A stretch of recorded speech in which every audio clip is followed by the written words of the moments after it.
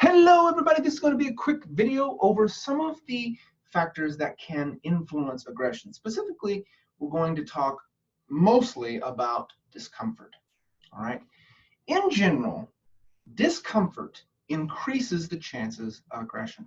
And so if you've ever taken a high school, or not a high school, but a intro to psych class, you've probably heard of the notorious correlation between ice cream sales and rates of violent crime, including rape. All right. Specifically, there's a positive correlation. So as ice cream sales go up, violent crimes go up. Now, why? Is there something about eating ice cream that makes people want to be violent? Well, no. But both increased ice cream sales and violent crime both go up at about the same time of the year. They both go up when the temperature begins to go up. All right. And why is that? Well, one argument has been that as the temperature goes up, people become more uncomfortable. Not only do they become more uncomfortable, they also become more uncomfortable in the presence of others. When it gets cold, people are maybe uncomfortable, but they're not around others. They're huddled inside and away from each other, right? But when it's warm, people are outside, so they're around other people, and they're uncomfortable. And what we know is that as discomfort grows, aggression grows. All right. Interestingly enough, some research from one of my colleagues and some of his students here at the University of Central Oklahoma, they even found that the opposite is true. When you incline someone to be more aggressive compared to others not made to be aggressive, then if you ask them to guess what the temperature in the room is, people made to act aggressively actually guess that the temperature is higher. They guess that it's hotter. All right. So we know that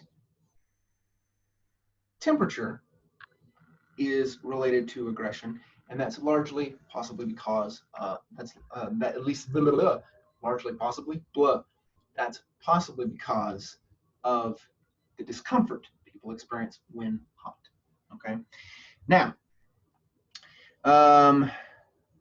and the fact that people are uncomfortable around others, this is maybe one of the reasons why people are more rates of violent crime go up in the summer when it's hotter.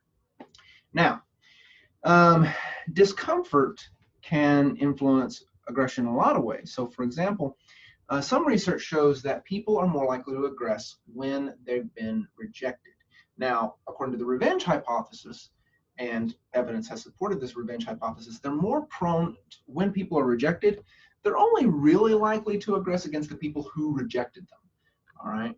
So, as opposed to an anonymous other, right? But other research suggests that the reason people are more aggressive when they're rejected is because aggressing after being rejected can have a reparative function for people's mood.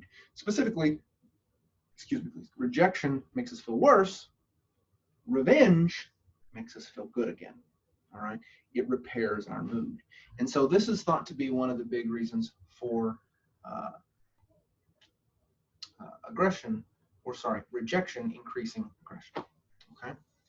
Now, that's not discomfort exactly, but again, we see this kind of trend where if a person is not comfortable or they're not satisfied, then they're more prone to aggress, whether they're uncomfortable because it's hotter, or they're uncomfortable because they've been rejected and they don't have a positive mood anymore.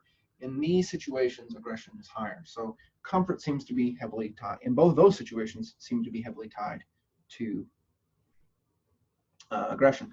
Another context that people might feel uncomfortable in is when they don't have a stable self-esteem. All right.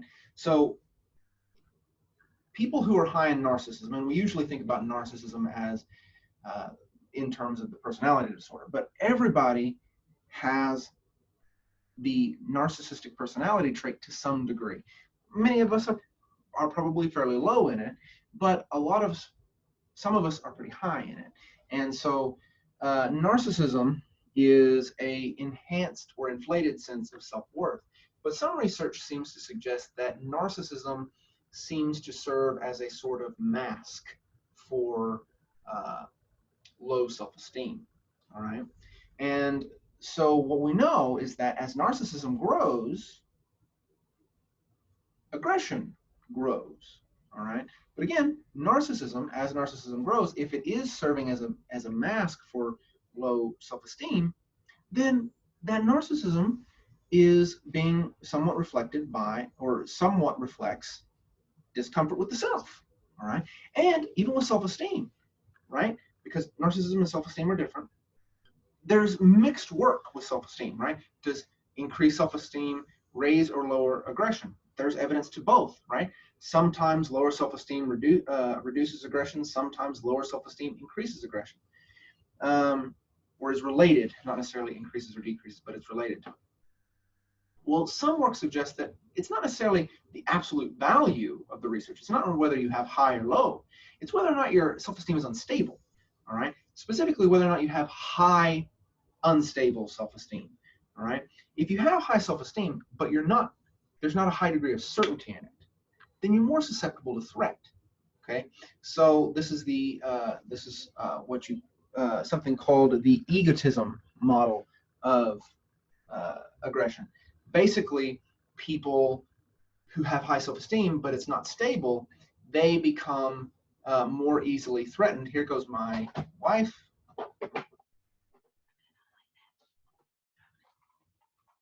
Sorry, guys. My wife is apparently in an online match. She's much more of a gamer than me. Sorry. Anyway, so the egotism model argues that when people have high self-esteem, but it's not stable, but not terribly certain of it, they may even have low implicit self-esteem, meaning they evaluate themselves negatively, but they think of themselves positively, but they're not confident in that high self-esteem. This creates unstable self-esteem. And so according to the egotism model, this unstable self-esteem can be threatened. And so it's the threat of having that unstable self-esteem threatened that leads to greater aggression. All right. So, but in all of these situations, uncomfortable environment, hot, being rejected, causing negative mood, narcissism, being related to lower self-esteem, unstable high self-esteem, all right? In all of these situations, people are uncomfortable. And in all of these situations, they're more likely to be aggressive, all right? So, in this video, we've talked about how, in a very broad sense, discomfort can be related to aggression, all right? Whether that discomfort is temperature or environment-based, rejection-based, or some personality or self-evaluation based. All right? All right, guys, as always, if you have any questions, send them my way. If not, have a great week. I'll see you later on.